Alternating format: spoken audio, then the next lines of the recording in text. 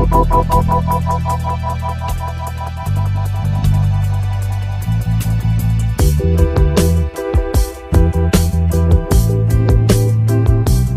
YouTube, it's GoRowerMD and back making a video here for you guys. And what we're going to be doing today is something I'm actually pretty excited about. I was getting a little bit stir crazy here. A couple of you guys gave me a few ideas, but ultimately, you know, the boredom just kind of got the best of me here. You know, the break was nice, but ultimately I needed to do a little bit of work. And what I went ahead and did is ordered this 10x10 tent online from HTG Supply, I think, and it's pretty sick actually. It comes in 2 packages, and it comes also in these carrying cases, which is pretty sick. So you got one bag right here, it's got like mainly all the poles, and then this bag right here has got like all the tarps and all the the outer vinyl material and stuff. So we're gonna go ahead and start setting this up here in the garage area. I've kind of cleaned out a space. I'm gonna be doing some rearranging, so I'll make some videos here as we get it set up, and I'll let you see what we're looking at. Alright guys, what's going on? And we're back. Sorry I didn't get to show the assembly process too much. I had to actually reorganize my garage to kind of fit this thing exactly where I want it. And so yeah, I just want to take a quick second here. Just got kind of finished putting it together and unloading a bunch of shit. And I'll show you that all real quick. But I'm going to go over the design and how I'm going to set this all up tomorrow. But really quick, just want to show you the tent. It's a 10x10 tent. And I'm actually really satisfied with this tent. I ordered it off htg.com. The tent is actually, the brand is Agromax. And it's actually really good quality for the price. This is a 10x10 tent, so it's 100 square feet. And it was 500 bucks. I think it was like 130 bucks to ship it. But the nice thing about this tent, guys, is that they actually really engineered a lot of the specific things about this tent that actually used to piss me off about my previous tents that I used to have. A lot of problems that I had with them in the past were the ducting size holes. I was constantly having to cut those holes out to fit the ducting that I wanted. They were like 4-inch, or sometimes they were like 5-inch, weird shit, so I couldn't even fit 6-inch ducting through. These, what they actually did was they, the whole thing comes like this. So it's got holes right here if you want to mount the flange adapters already. And then for if you're not going to use it, you can put these pieces over it right here. And then the cool thing is that there's also another piece on top of that, which allows you to reduce it down to 6 inches. Also has the pre-cut out holes for adding the flanges. So they have one of these, and they're all identical. So every single port on here, there's 1, 2, and then 3 on each side. So 12 total ports, and then there's 4 on top, 1 in each corner. So you can pretty much put any size ducting anywhere you want inside the tent, which makes it really nice to work with. It also opens up really big on all the sides. It comes with a couple floor mats in here. These are actually set up a little bit better than previous ones, where it actually is side specific, which took a second to figure out, but then they the pieces join together, and it actually holds the whole piece together so they don't move around, which used to actually annoy the shit out of me. But the cool thing is that on the door sides, it has these windows which actually have a clear, I'll go over here and show you this one.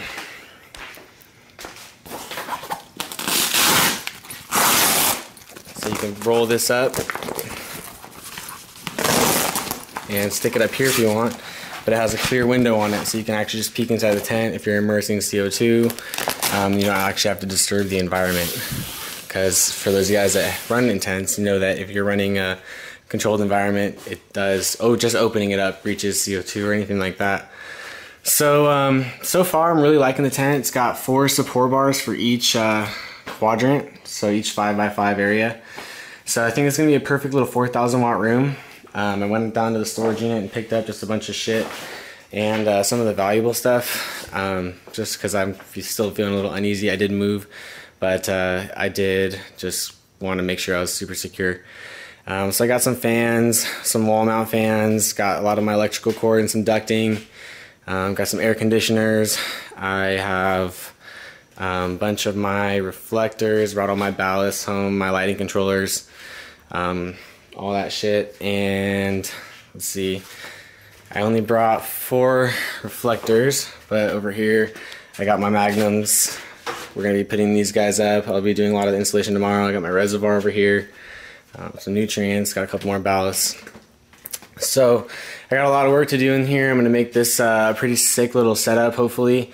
I'm gonna try to do the full bang. We're gonna see pretty much what we can do. And yeah, so we'll take it probably from there tomorrow. A couple of you guys asked about my bike. This is my baby right here. It's kind of hard to see. Might show you a better picture one day. Got a Yoshi exhaust on it, 750, all blacked out Gixxer. It's kind of hard to see in here. Got all my pots, my root maker pots, and some saucers. We're gonna be running that kind of setup in here. So anyway, when we get back at this tomorrow, we will fill this bitch up. Till next time. What up, guys? And we're back. And basically you can see everything is now already kind of put in place now. I was planning on trying to document a little bit of how I was setting this up, but I'm not even done, truthfully. Probably working on this still tomorrow.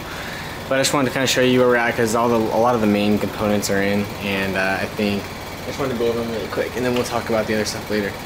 So first off, you can see that I've got the fans right up here on top of the roof. Let's go inside and show you what it looks like really quick first. One pretty cool thing is it does have these windows, like I mentioned. So you guys can peek in there. But let's check it out.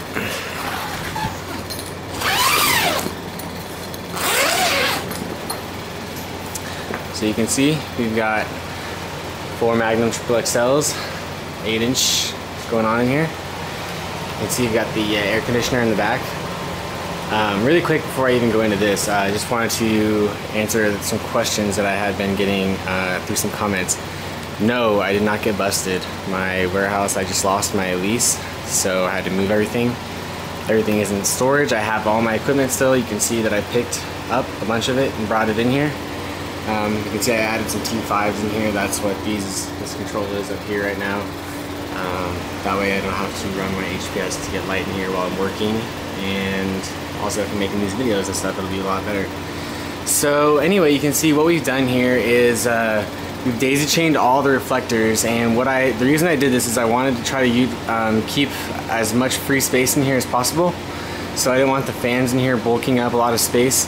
Since these Triple XLs are pretty long and they're like 40 something inches, and these sections are less than 5 feet, so you know, we're already running pretty close on both ends here just by the length of the reflector. So you can see right here, there's not a whole lot of space for ducting, not a whole lot of space in between, and not a whole lot of space in the back.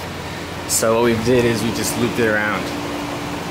And this first fan right here is sucking air from my garage, blowing it down in through these lights, and then it obviously blows all the way through, around, and then on the other side, this other 8-inch fan is sucking air from those 2 lights, picking up the run, and it brings it all out back here. Now it's kind of dark back here. Let me actually open this up, bring some light back here.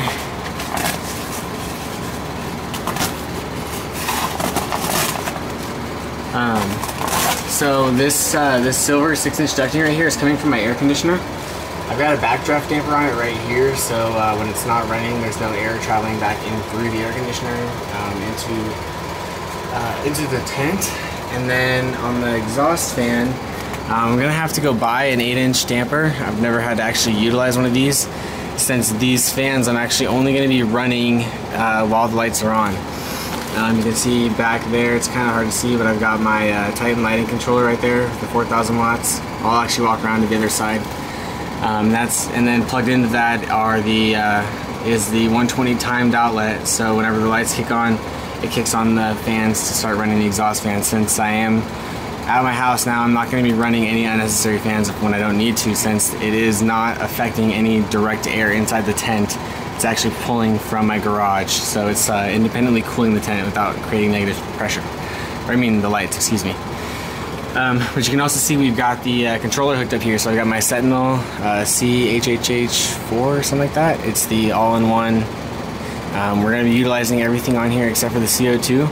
Right now I only have the dehumidifier hooked up into this. The temperature sensor runs from here into the tent, and it's hanging right there in the middle. You can see it.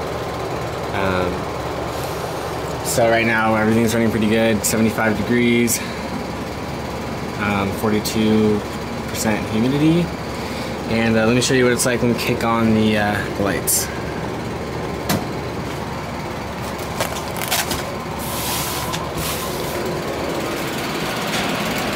So you can see the fan starting to kick on, and let's turn off these lights.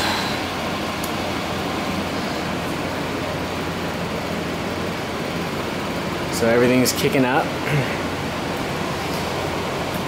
Right now, so far I've been able to keep the temperatures pretty well with just having that air conditioner running.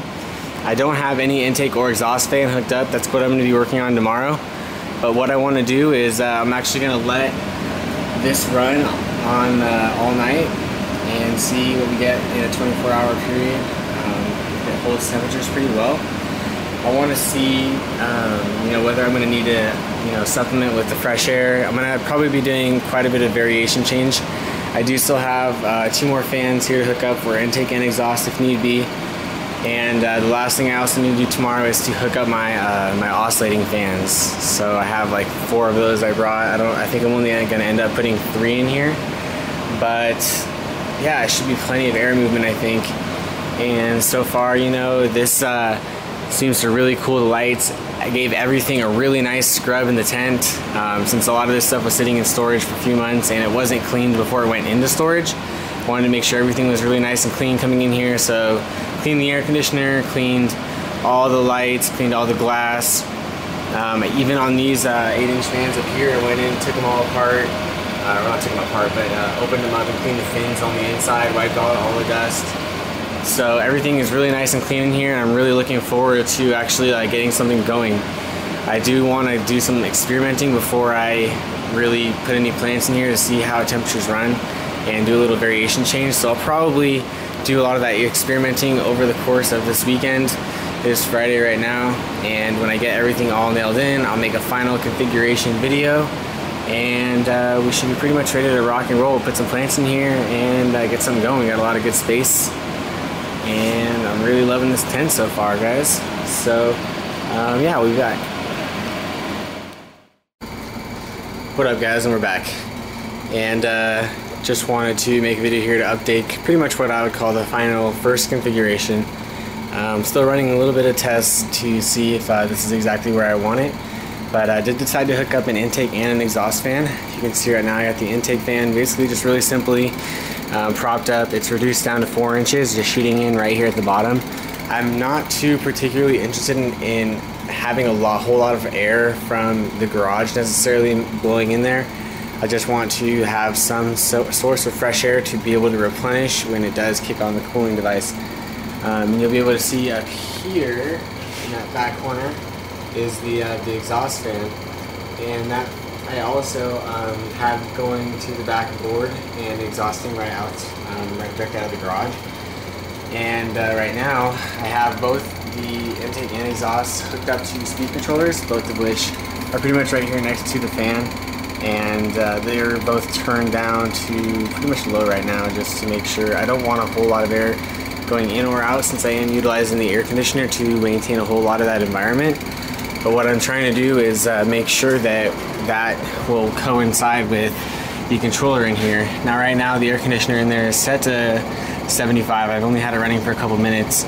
Inside I think it's registering at about 84, 83 degrees, and then out here it's still at about 88 degrees. So I'm still seeing about 4 degrees difference between the inside thermometers and this guy out here. So what I want to do is make sure that these aren't running, exhausting and blowing in more than likely what'll be warm air because of summer, and that'll be building up my garage into the tent when the air conditioner is working already to cool the tent. So I need to make sure that these both are going to operate without wasting one or the other's resources before I really feel comfortable with this setup, since I am going to be battling a whole lot of temperatures in here in some of the next coming months. So I'm going to pretty much let this run for a few days straight just to kind of see how it reacts. I let the lights run all night last night, and the temperatures were pretty nice all night for 12 hours straight. So I think if I keep my light cycles to after 10 p.m., something like that, I should be able to get away with some pretty nice temperatures in here and a pretty nice environment. So I'm pretty happy with the way everything is coming together. I've kind of reorganized a little bit of the electrical and got some stuff taken down and out of the way, and then the ballasts are reorganized up there on the top, so I have access to adjust all of their dials. And there's the lighting controller right there. And like I mentioned, it's only the fans only run to cool the lights when the lights are on, since they do not affect the inside at all. I'm not using them as exhaust fans. So let's take one quick look over here. So pretty much the only other addition that I have to work on over the next few months is going to be my odor control. And you can see the exhaust fan right here. I have nothing hooked up to it at the moment, but once plants start to come in here, we'll probably be hooking this up to a relatively large carbon filter. And then I'm also going to be putting an ozone generator inside my garage just to make sure that no unnecessary odors that that may leak out when I'm coming in and out of the tent laden flower. I don't want those leaking out of my garage. So I am going to be putting in probably a smaller ozone generator inside the garage here just to help really make sure that everything stays really nice. So that's pretty much it for this tent, guys. I gotta say, it has been really nice doing this kind of project again. It's kind of brought me back to my bases, really allowed me to spend a lot of time focusing on small detail stuff that I had kind of not had the time to when I was running such a larger warehouse by myself. This really has been kind of a nice little change to switch back to one smaller room.